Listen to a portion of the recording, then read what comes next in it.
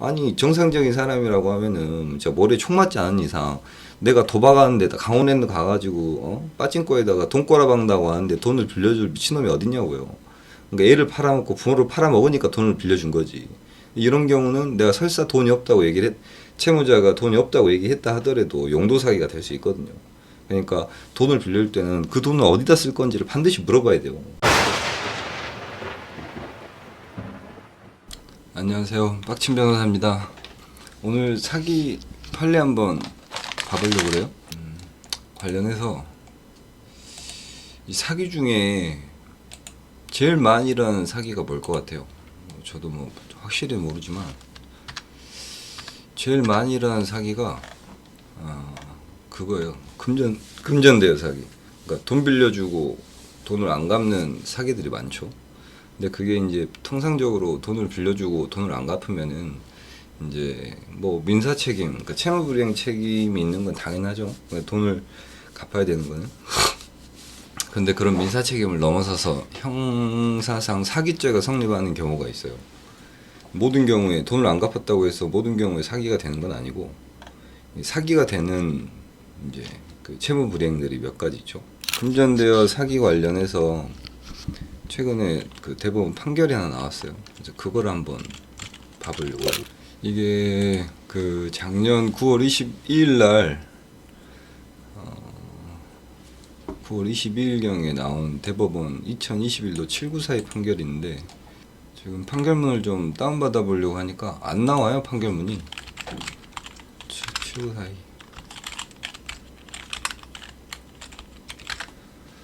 판결문이 뭐 기사밖에 안 나오고 판결문이 안 나와요.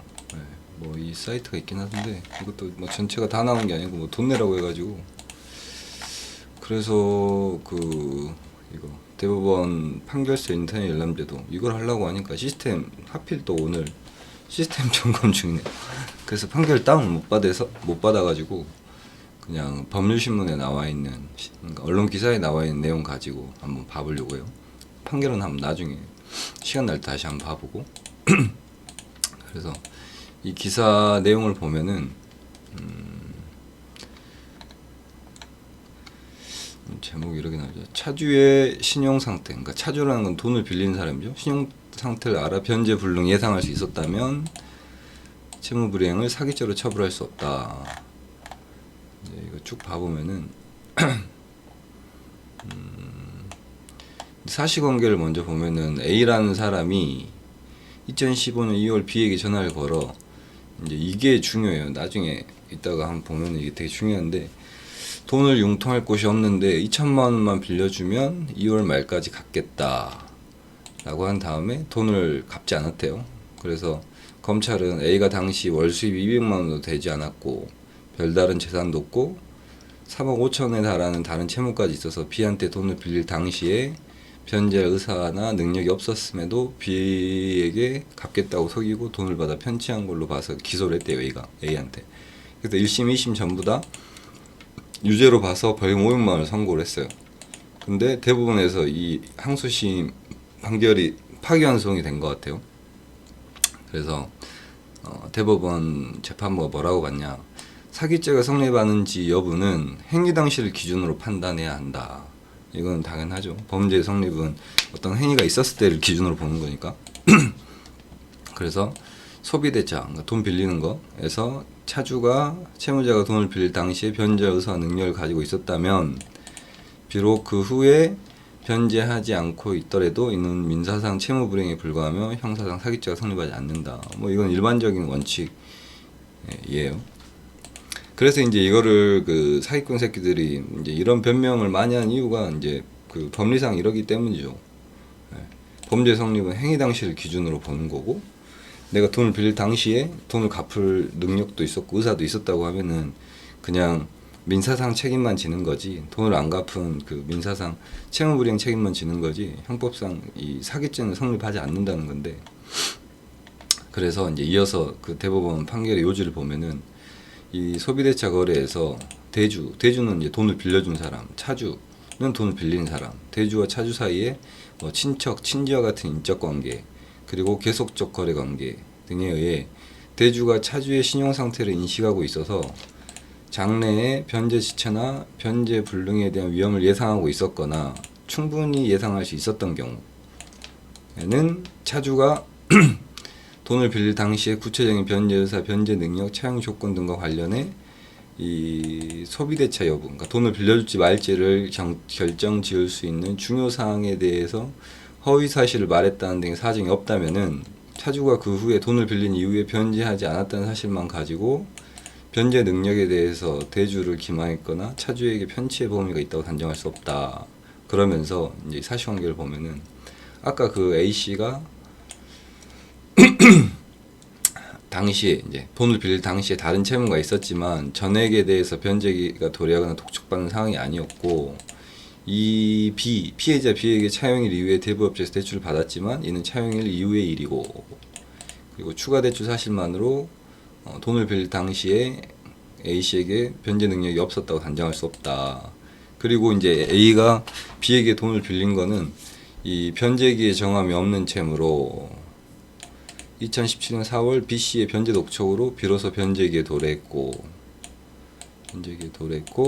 이후 A씨의 채무 불이행은 실직으로 인한 경제 사정 악화라는 사후적 사정 변경 때문이라고 볼 수 있어 돈을 빌릴 당시 A씨에게 변제 의사가 없었다고 단정하기도 어렵고, A씨는 실직 이후 경제상이 급격히 나빠진 것으로 보이는데 이는 차용일로부터 1년 10개월 이후이므로 차용 당시 변제 못할 가능성을 인식하고 있었거나 그럼에도 차용을 감행해 변제 불능의 위험을 용인했다고 단정하기도 어렵다. 그러니까 이제 이런 사정을 보면은 A 씨가 이 돈을 빌릴 당시에 뭐 자기의 변제 능력에 대해서 변제 능력이 없었다 이렇게 뭐 단정할 수 없다는 거죠. 그리고 이제 이게 이제 중요한 부분이에요. 이게 이제 여기를 보면은 또 설령 가령 A가 변제 불능 위험을 인식 용인했다 보더라도 아까 여기 위에 보면은 사실관계에서 A가 B에게 돈을 빌릴 때 이렇게 얘기했다는 거예요. 돈을 융통할 곳이 없다.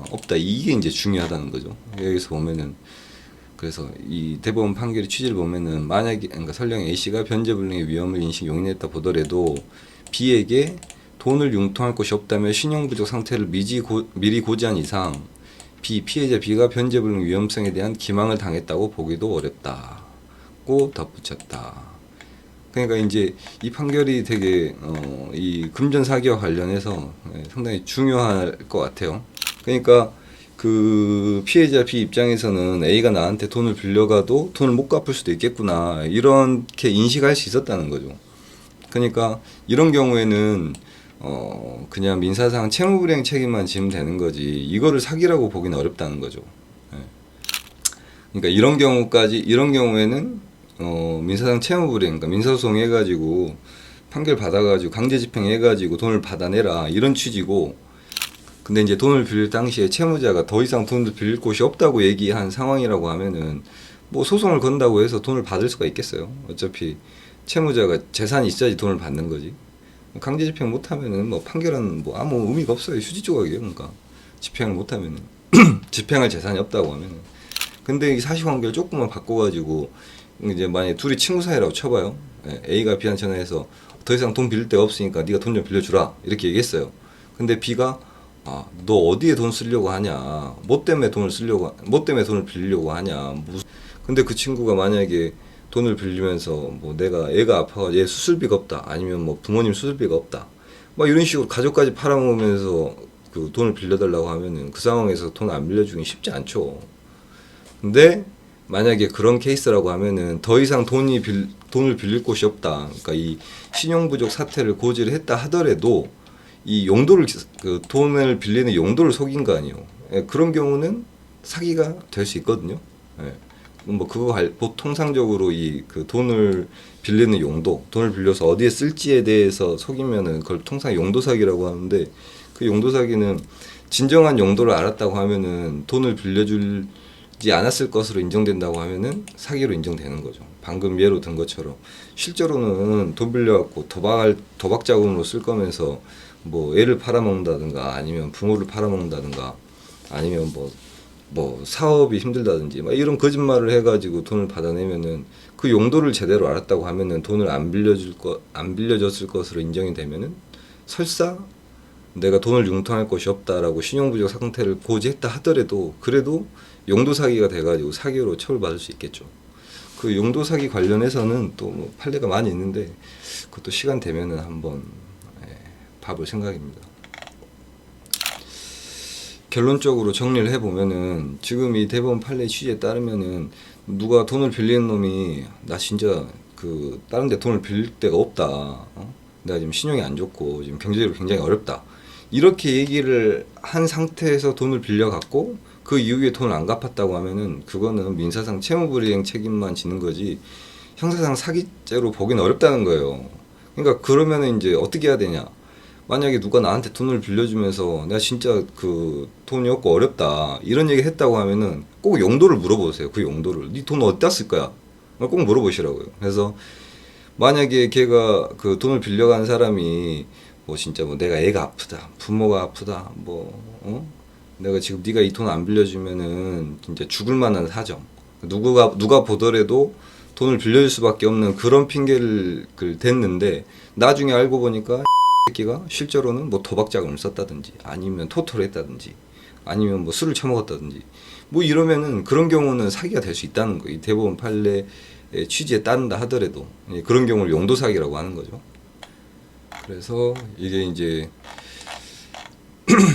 그래서 결국에는 이제 뭐 어른들이 옛날에 뭐 어른들이 그런 얘기 많이 하잖아요.